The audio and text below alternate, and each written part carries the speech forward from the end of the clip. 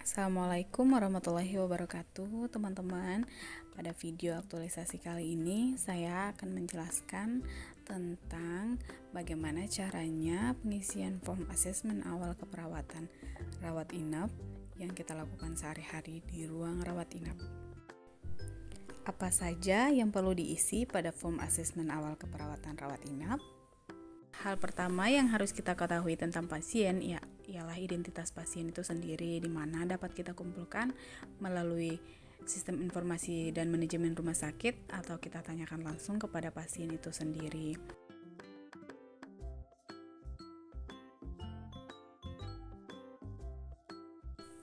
Setelah mengumpulkan identitas pasien, hal pertama yang dikaji pada pasien adalah alasan masuk rumah sakit, berisi tentang keluhan utama dan obat-obat yang dibawa pasien dari rumah.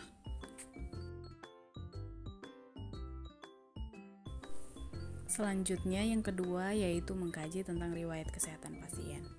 Riwayat kesehatan yang lalu, misalnya apakah pasien pernah dirawat atau dioperasi, dan apabila pernah, penyakit apa yang pasien derita sebelumnya.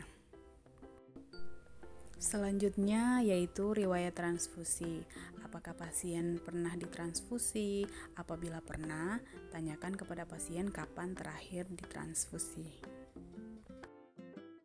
Riwayat kesehatan penting lainnya yaitu riwayat penyakit keluarga. Di sini kita mengisi tentang apakah pasien punya riwayat keluarga dengan penyakit paru, DM, hepatitis, hipertensi, dan penyakit keturunan lainnya. Riwayat kesehatan selanjutnya yaitu riwayat alergi, di mana kita mengkaji tentang alergi obat dan alergi makanan yang dialami oleh pasien. Jika terdapat alergi, maka sebutkan obat apa yang alergi dan makanan apa yang menyebabkan alergi pada pasien. Selanjutnya, yang ketiga kita kaji mengenai riwayat psikososial pasien. Yang pertama, status sosial. Apakah hubungan pasien dengan keluarga baik atau tidak? Kemudian yaitu status psikologis, apakah pasien takut, cemas, sedih, dan lain sebagainya. Dan yang ketiga yaitu status ekonomi pasien. Apakah pasien menggunakan asuransi atau jaminan yang lain atau biaya sendiri dan lain sebagainya. Selanjutnya yaitu kita kaji tentang riwayat perjalanan pasien. Apakah pasien melakukan perjalanan dalam negeri ataupun luar negeri. Jika ada perjalanan keluar atau di dalam negeri, maka tanyakan kapan terakhir pasien melakukan perjalanan tersebut dengan disertai tanggal, bulan, serta tahunnya.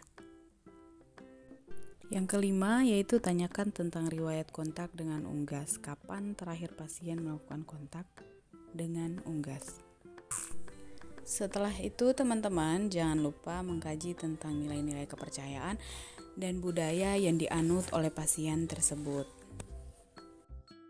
Yang ketujuh yaitu status fungsional pasien. Apakah pasien bisa melakukan aktivitas atau mobilisasi sendiri ataukah membutuhkan alat bantu? Apabila membutuhkan alat bantu, tanyakan alat bantu apa yang biasa digunakan pasien untuk melakukan aktivitas mobilisasinya. Pengkajian selanjutnya yaitu pengkajian risiko jatuh.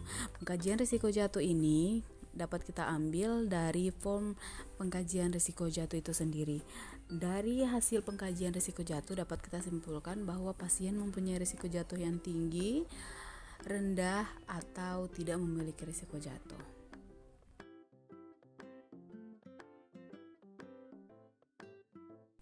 Pengkajian selanjutnya yaitu mengenai status nutrisi.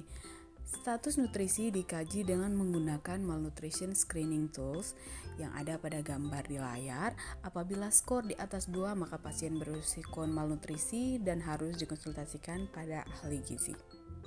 Pengkajian berikutnya yaitu pengkajian nyeri. Pengkajian nyeri menggunakan skala nyeri yang dapat kita tentukan seberapa parah nyeri yang pasien rasakan dengan digambarkan dalam skala 0 sampai dengan 10. Dimulai dari 0 yaitu tidak sakit dan 10 yaitu sangat sakit. Selanjutnya pemeriksaan fisik. Pemeriksaan fisik dimulai dengan mengukur tanda-tanda vital seperti tekanan darah, nadi, suhu, pernafasan, dan lain sebagainya. Kemudian setelah pemeriksaan fisik tersebut, kemudian kita kaji mengenai GCS pasien seperti yang ada pada layar dan teman-teman semua pasti sudah tahu.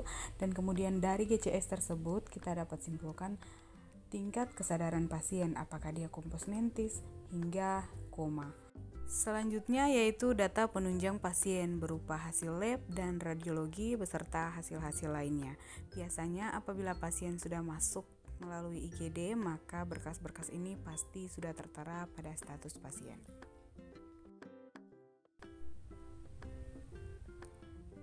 Yang ke-13 yaitu daftar masalah keperawatan. Dari pengkajian asesmen awal keperawatan rawat inap tadi, maka di dalam perjalanannya pasti kita akan menemukan masalah-masalah keperawatan yang terjadi pada pasien yang kita kaji. Dari situ kita dapat menarik beberapa masalah yang kemudian kita masukkan ke dalam daftar masalah keperawatan.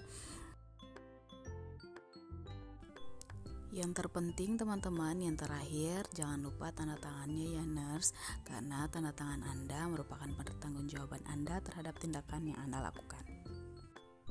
Terima kasih sudah menonton video ini. Wassalamualaikum warahmatullahi wabarakatuh. Semoga video ini bermanfaat bagi kita semua dan kita semua sebagai perawat dapat meningkatkan pelayanan kita dan memberikan asuhan keperawatan yang lebih baik kepada pasien kita. Terima kasih.